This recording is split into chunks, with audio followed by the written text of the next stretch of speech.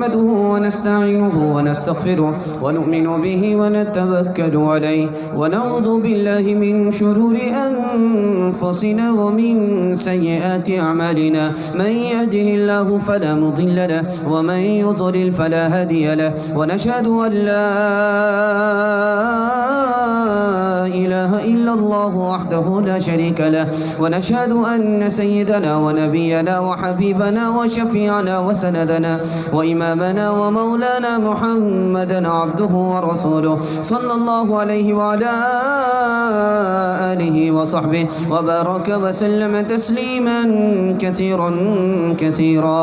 أما بعد فأعوذ بالله من الشيطان الرجيم. بسم الله الرحمن الرحيم. يا أيها الذين آمنوا استعينوا بالصبر والصلاة. صدق الله مولانا العظيم. كان النبي صلى الله عليه وسلم إذا حزبه أمر صلى أو كما قال عليه الصلاة والسلام سبحان الله وبحمده سبحان الله العظيم وبحمده يستغفر الله. صلى الله على سيدنا محمد صلى الله عليه وسلم. اللهم صل على سيدنا محمد يا رب صل عليه وسلم.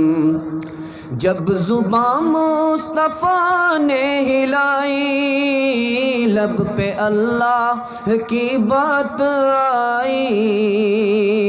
جب زبان مصطفیٰ نے ہلائی جب زبان مصطفیٰ نے ہلائی لب پہ اللہ کی بات آئی. جب زبان مصطفیٰ نے ہلائی لب پہ اللہ کی بات آئی لب پہ اللہ کی بات آئی. ہاتھ تکیا ہے بستر چٹائی ہاتھ تکیا ہے بستر چٹائی اور قبضے میں ساری خدائی. جب قلم نے لکھی نعت احمد روشنی بن گئی روشنائی. جب قلم نے لکھی نعت احمد روشنی بن گئی روشنائی روشنی بن گئی روشنائی. تم جہاں تک نہ پہنچے فرشتوں ہے وہاں تک ہماری رسائی. تم جہاں تک نہ پہنچے فرشتوں ہے وہاں تک ہماری رسائی. الحمدللہ آپ لوگ بیدار ہیں. بیداری کے ماحول میں آپ لوگ جلسہ کو ختم دھیان سے صرف سن لیجئے. میں کامیاب ہو جاؤں گا, آپ کامیاب ہو جائیں گے, ملک بھی کامیاب ہو جائے گا. سوالوں سے میں اپنے پیغام کو شروع کرنے کے لیے جا رہا ہوں. پہلا سوال ہے, کسی خانقاہ کے عارف کے سامنے خدا کو جب دیکھا نہیں تو کیسے مانے؟ خدا کو دیکھا نہیں تو کیسے مانے؟ خدا نظر نہیں آتا تو کیسے مانیں گے؟ کیسے مانیں گے خدا دکھائی نہیں دیتا؟ پہلا سوال. دوسرا سوال تھا, شیطان آگ سے پیدا ہوا, جہنم میں جائے گا, آگ کیسے اثر کرے گی؟ شیطان آگ سے پیدا ہوا ہے, آگ سے شیطان پیدا ہوا, مٹی سے انسان پیدا ہوا, آگ سے شیطان پیدا ہوا, جہنم میں شیطان جائے گا, آگ کا اثر کیسے ہوگا؟ دوسرا سوال.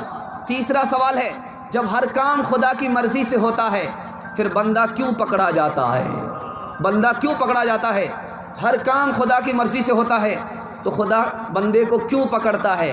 سزا کیوں دیتا ہے؟ تینوں سوال کا جواب ایک ہے. سوال تین ہیں, جواب ایک ہے.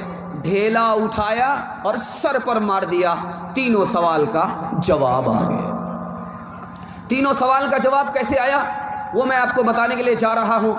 اس خانقاہ کے شیخ نے ڈھیلا اٹھایا, سر پر مارا, کہا کہ دیکھو تم کہتے ہو چوٹ لگی ہے لیکن چوٹ دکھاؤ. کہا نہیں دکھا سکتا. کہا جب چوٹ نہیں دکھا سکتے, اس کو مانتے ہو تو خدا نظر نہیں آتا, یہ دنیا نظر آتی ہے, تو بنانے والے کو کیوں نہیں مانتے؟ دوسرے سوال کا جواب تھا کہ تم مٹی سے بنے ہو، میں نے تمہیں مٹی ماری، ڈھیلا مارا، چوٹ لگی کہ نہیں لگی؟ اگر شیطان آگ سے بنا ہے اور جہنم میں جائے گا اور جہنم کی آگ اثر کرے گی تو پھر کیوں نہیں مانتے؟ دوسرے سوال کا جواب ہو گیا، ہر کام خدا کی مرضی سے ہوتا ہے، ڈھیلا بھی میں نے تمہیں خدا کی مرضی سے مارا، تو پھر شکایت کیوں کرتے ہو؟ باطل ہر ایک دور میں ہوگا ذلیل و خوار، باطل ہر ایک دور میں ہوگا ذلیل و خوار، باطل ہر ایک دور میں ہوگا ذلیل و خوار، قائم صدا رہے گی، قائم صدا رہے گی شریعت رسول کی، قائم صدا رہے گی شریعت رسول کی۔ 5 سے 7 منٹ میں بہت خوبصورت پیغام آپ لوگوں کے حوالے کرنے کے لیے جا رہا ہوں۔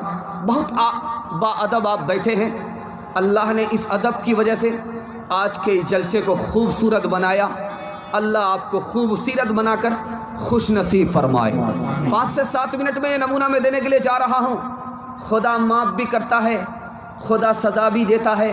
معاف کب کرتا ہے، سزا کب دیتا ہے؟ سننے کے لیے تیار ہے؟ دونوں ہاتھ اٹھائیے انشاءاللہ۔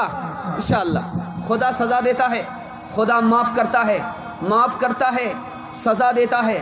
سزا کب دیتا ہے، معاف کب کرتا ہے، اس کو میں بتانے کے لیے جا رہا ہوں۔ خدا جب مہربان ہوتا ہے تو معاف کرتا ہے، خدا جب عدل پر نہیں آتا، فضل پر آتا ہے تو معاف کرتا ہے، خدا جب ناراض ہو جاتا تو بدلہ لیتا ہے، معاف نہیں کرتا، عدل کرتا ہے، فضل نہیں فرماتا۔ دھیان دینے کی ضرورت ہے، ایک ایک نقطہ آپ کے سامنے آ رہا ہے، بڑی تیزی کے ساتھ میں آپ کو بائی پاس لے جا رہا ہوں۔ سننے میں دلچسپی آپ نے لی، جلسہ انشاءاللہ دلچسپ بنے گا۔ سنانے کے لیے جا رہا ہوں۔ اللہ نے کہا، میرے بندے تمہیں اپنا انجام معلوم نہیں ہے، مجھے معلوم ہے، ہنسو کم رو زیادہ۔ میرے بندے تمہیں اپنا انجام معلوم نہیں ہے، مجھے معلوم ہے، میں خدا ہوں، میں تمہارے آگے کو بھی جانتا ہوں، میں تمہارے پیچھے کو بھی جانتا ہوں۔ ہنسو کم رو زیادہ۔ اللہ کے رسول صلی اللہ علیہ وسلم نے صحابہ سے خطاب فرمایا کہ میں جو دیکھتا ہوں اگر تم دیکھتے تو روتے زیادہ اور ہنستے کم۔ حضرت ابو بکر صدیق رضی اللہ عنہ ہیں، پتہ ہے کہ مرنا ہے، پتہ نہیں کس پر موت ہوگی، پتہ ہے کہ قبر میں جانا ہے، سوال کا جواب کیسا ہوگا، پتہ نہیں پل صراط پر کیسے گزریں گے، پتہ نہیں جنت جانا نصیب ہوگا کہ نہیں ہوگا۔ کیا کہتے ہیں، کاش میں درخت ہوتا، کاٹ دیا جاتا، کاش کہ میں گھاس ہوتا، جانور اسے کھا جاتے۔ حضرت عمر رضی اللہ عنہ ہیں، خوف ہے خدا کے سامنے کھڑے ہونے کا، خوف ہے خدا حساب لے گا۔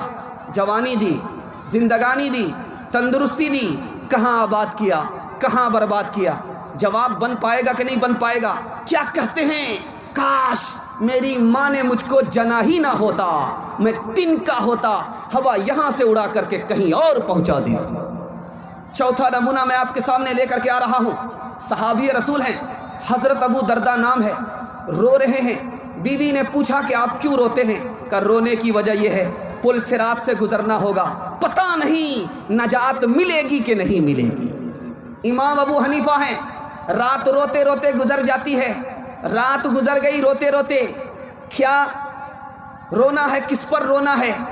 پوچھا گیا تو کہتے ہیں اللہ کے سامنے مجرم بھی کھڑے ہوں گے، اللہ کے سامنے فرما بردار بھی کھڑے ہوں گے، پتہ نہیں میں مجرم کی وجہ سے کھڑا رہوں گا، مجرم بن کر کے کھڑا رہوں گا یا فرما برداروں میں کھڑا رہوں گا، اس وجہ سے مجھے رونا آ رہا ہے۔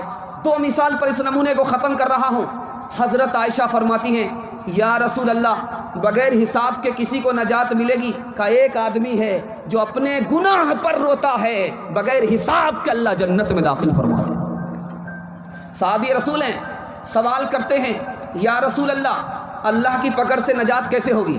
اللہ کی پکڑ سے نجات کیسے ہوگی؟ بہت دھیان سے سنیے گا، اللہ آپ کو بھی آباد کرے، آپ کی اولاد کو بھی آباد کرے، اس بستی کو بھی آباد کرے۔ سوال پوچھا گیا ہے، نجات کیسے ہوگی، نجات کیسے ملے گی؟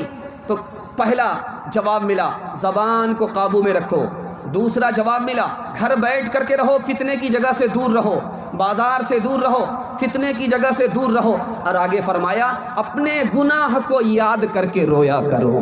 یہ عالم عیش و عشرت کا، یہ حالت کیف مستی کی، بلند اپنا تخیل کر، یہ سب باتیں ہیں پستی کی، جہاں در اصل ویرانہ ہے گو صورت ہے بستی کی، بس اتنی سی حقیقت ہے فریب خواب ہستی کی، بس اتنی سی حقیقت ہے فریب